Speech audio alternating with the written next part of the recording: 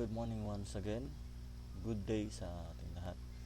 Dito naman tayo sa subject natin, yung theories of crime causation. We are now in module 2, entitled the criminological theories. Once again, this is your instructor, Mr. Jenner P. Pandan.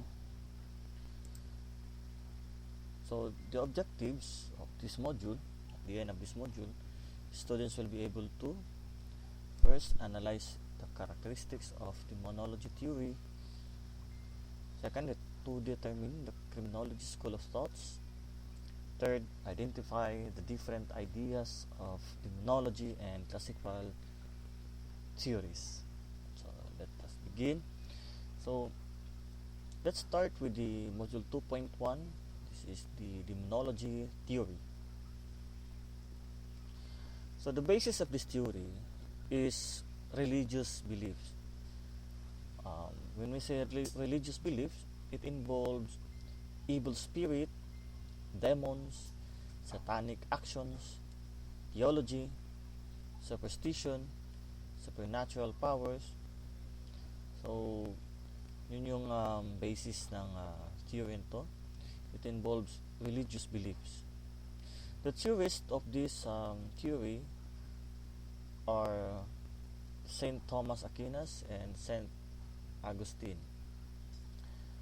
The school of thought, this is a demonological or the pre-scientific school, meaning this is all about supernatural or superstitious beliefs it involves.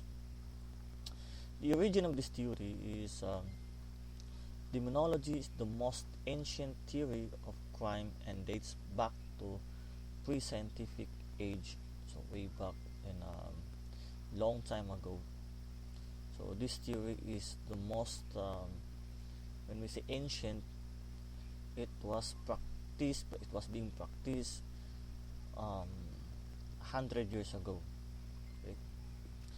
So moving on, the ideas. First, we have criminals are possessed by some evil spirit that force them to commit evil deeds.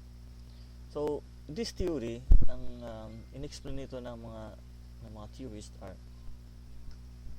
ito dang criminals ay lahat ng ginagawang action nila ay being possessed by some evil spirit. So naniniwala yung mga theorists dito na yung evil spirit daw papasok sa tao at yung gumawa ng mali, wrongful acts or wrongful deeds, evil deeds, sabi lang natin, ay hindi yung tao mismo, kundi yun daw yung evil spirit.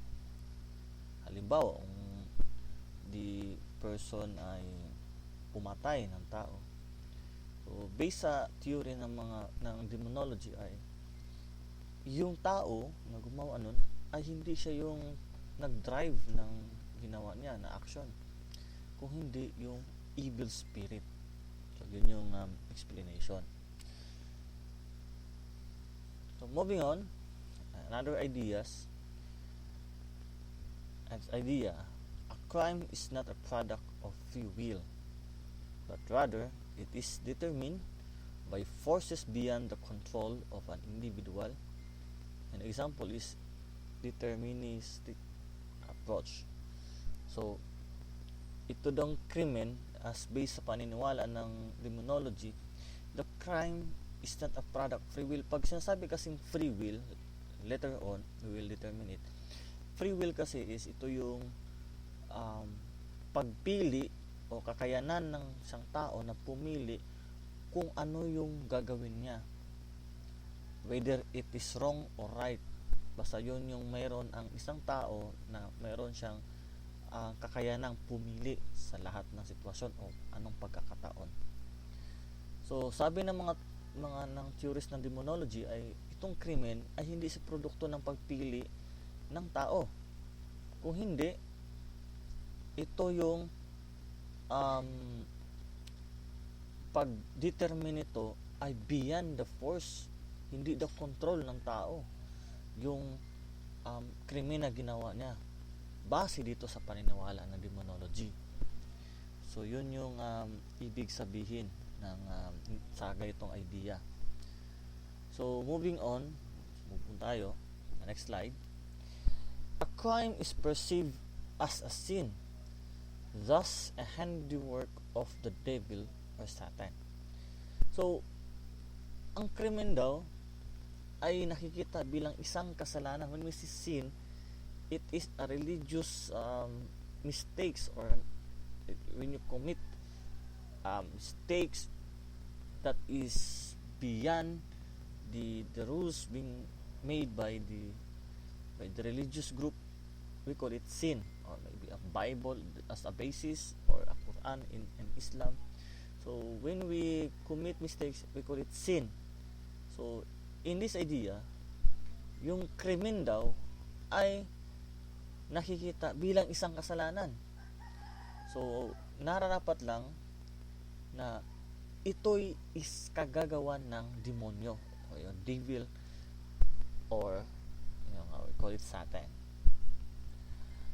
There are godly and satanic forces in the world. So may paniniwala din yung demonology na yung nagdadrive ng mundo ay dalawa. Una, mayroon silang paniniwala na may godly, meaning ito yung naayon sa kautusan ng Panginoon. In other side naman, may forces na tatawag na satanic, o yung ginagawa ng tao na labag sa utos ng Panginoon. So yun yung ibig sabihin ng isang ganitong idea. So yun, ulitin natin, yung mundo daw ay merong dalawang puwersa ang nag-aagawan, yung godly and satanic forces. Kung ito hindi naayon sa kautusan ng Panginoon, automatic yan ay doon yan nabibilong sa satanic forces. So it is clear sa base sa kanilang explanation that ito yung krimen daw ay kagagawa ng demonyo. Okay? So let's move on. So the godly forces keep a man away from crime and help him to do good, whereas the devilish forces distract man from the right path. Okay, example, makes him commit crime. So the godly forces keep a man away from the crime. Ibig sabihin, itong puwersa ng Panginoon ay nilalayo ang isang tao na gumawa ng kasalanan o ng krimen. Sa halip, ito yung puwersa ng Panginoon, okay, na ang isang tao gumawa ng mabuti. We call it godly forces.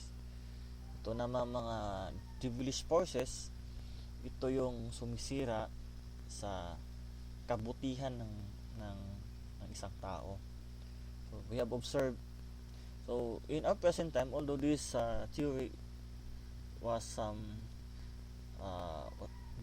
believed as it was being practiced many years ago, until now we observe in our society or in the community that this still exists, and this time of our time still being believed, because until now we are following religious belief. So it was being preached in our church,